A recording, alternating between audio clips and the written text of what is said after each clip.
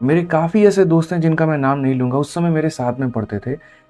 Teacher पढ़ा रहा है सामने, वो ब्लेड लेकर के आए हैं और नहीं मिलता तो जो शार्पनर होता था उसके ब्लेड निकाल करके वो यहाँ पर कट लगाते थे। और जब खून निकल जाएगा ना, बहुत गहरा कट लग जाएगा, तुरंत दबा करके ऑफिस भागेंगे बैंडेज। स्कूल ने भी बहुत ज़्यादा इसके ऊपर में ध्यान नहीं दिया, क्या हो रहा है क्या नहीं हो रहा है। उस समय उनको बताने वाला कोई नहीं था। यार जो तू ये कट लगा रहा है ना, ये हाथ में एक बार ये चमड़ी अगर चली गई, यहाँ का सेल अगर चला गया तो ये निशान तेरा ज़िंदगी भर रहने वाला है। आगे चल कर के शादी में दिक्कत हो सकती है, आगे चल कर के नौकरी में दिक्कत हो सकती है, या गोली मारो किसी चीज़ को लेकर के, अगर उसी समय एक गहरा कट एक नस पर लग जाए तो सारा का सारा मजाक तुम्हारा रखा रह जाएगा। लेकिन कोई क्यों कर रहा है? इसी वजह से, क्योंकि किसी लड़की ने मना कर दिया। अब मना कर दिया तो वो सामने बैठी है, किसी और से बात कर रही है, देखा नहीं जा रहा है, तो हम अपने आप को हम करेंगे। तुम्हारी जीवन की वैल्यू सिर्फ इतनी है कि वो तुम्हारा हाँ बोल दे मेरे भाई। चलो मानो आज के समय लोग ब्रेकअप में बहुत ज़्यादा डिप्रेस हो जाते हैं कि बहुत सालों का प्यार था, हम रात रात भर बात करते थे, हम घूमने जाते थे, हम साथ में एंजॉय करते थे। मैं उस पल को भूल नहीं पा रहा हूँ जब मैंने उसका हाथ किसी और के हाथ में देखा, जब मैं उस पल को भूल नहीं पा रहा हूँ कि उसके फ़ोन में मैंने किसी और के मैसेजेस देखे। मुझे हमेशा लगता था कि जितना ट्रांसपेरेंट इस रिलेशनशिप में मैं हूँ, उतनी ही ट्रांसपेरेंट उस रिलेशनशिप में वो भी है। और एक दिन पता चलता है कि जस्ट वो चीट कर रहा है, पीछे चीट कर रहा है। तो इंसान को पता है दुःख कब होता है? दुःख तब होता है जब उसको एक वक़्त वो पता चल रही होती हैं चीज़ें। और जब पता चलता है तो एक-एक चीज़ मल्टीप्लाई होती जाती है। अच्छा ये था, ये था, ये था, ये था। फिर ऐसा लगता है बस के आगे आ जाएँ, ट्रेन के आगे आ जाएँ। मतलब जिए नहीं, उस थॉट के साथ में सोए नहीं। ऐसा सिचुएशन हो जाता है जहाँ पर इंसान नशा करना शुरू कर देता है। ऐसा पल हो जाता है जहाँ पर उसको लगता है कि यार मैं किससे शेयर करूँ? ये एक ऐसी बात है, अगर मैं दोस्तों को बोलूँगा ना, हँसेंगे मेरे ऊपर। यार लड़की के चक्कर में ऐसा हो रखा है। ये होती है मेरे भाई, लेकिन बैठ करके समझाने वाला कोई नहीं है।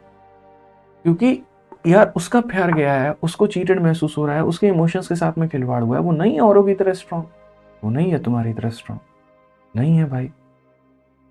उसने एक चीज को मान लिया, उसका लगाव हो गया। एक बच्चा भी अगर एक खिलौने को खेलना कई दिनों के साथ में सीख जाता है ना, तो उसके लिए सब कुछ हो जाता है। एक आपके घर में एक छोटा सा पेट आ जाए ना, अगर एक कुत्ता का बच्चा आ जाता है या कोई भी आ जाता है ना, आप उसके साथ में कुछ दिनों में इतना अटैच हो जाते हो।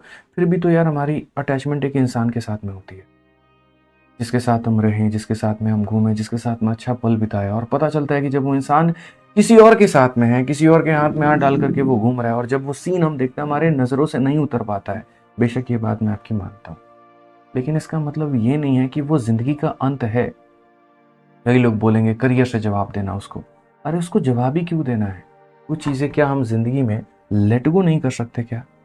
बताओ यहाँ पर, क्या हम लेट गो नहीं कर सकते हैं? क्या हम जाने नहीं दे सकते हैं? क्या हम छोड़ नहीं सकते हैं?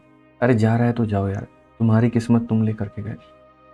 भाई मेरे, मैं मानता हूँ कि वक्त लगेगा, हील होने में वक्त लगेगा, इसमें कोई दो मत की बात नहीं है। लेकिन वक्त लगेगा ना, तो वो आपको धीरे धीरे धीरे धीरे धीरे धीरे और बेहतर ही बनाएगा। चीज़ों की समझ आपकी बढ़ती चली जाएगी। तो जितने भी लोग हैं जिन्होंने अपने करियर के ऑब्सेशन में आकर के, ऐसे कभी थॉट्स भी आते हैं प्यार के चक्कर में, मेरे भाई ऐसा सोचते भी हो ना, भाई ज़िंदगी बहुत बड़ी है। मैंने ज़िंदगी देखी है। एक मुकाम पर मुझे समझने वाला कोई नहीं था। एक मुकाम पर मेरे मन में भी अपने करियर को लेकर के काफ़ी थॉट आते थे। एक मुकाम पर मुझे ये लगता था कि यार 1 साल की तैयारी सोच कर के आए थे, आज 1.5 साल हो गया, 2 साल हो गया, मेरे जीवन का क्या होगा? लेकिन अगर भविष्य में कहीं पर कुछ रखा हुआ है ना, तो यकीन मार करके रखो, आपके सोच से कई गुना ज़्यादा बेहतर रखा हुआ है। अगर मैं एक नौकरी के पीछे ही इतना ज़्यादा दीवाना होता, तो शायद आज मैं इतनी नौकरी नहीं दे चुका होता भारत में। मैं सिर्फ नौकरी लेता तो खुद के लिए, आज मैं भारत में कई बच्चों को नौकरी दिला चुका। और ये मेरे डेस्टिनी में कहीं ना कहीं लिखा हुआ था कि तुम्हें नौकरी लेना नहीं है, तुम्हें नौकरी देना है, लोगों को देना है। तुम्हें आगे चल करके लोगों के साथ में जुड़ना है, कंधे से कंधे मिला करके देश को आगे बढ़ाना है। और मैं दीवाना किस चीज़ के पीछे था? अपनी नौकरी के पीछे, कि मेरी नौकरी लग जाए मेरे लिए जीवन में। सबसे सब कुछ वही है। पेपर में कम नंबर आ रहे हैं, डिप्रेस हो गए भाई साहब।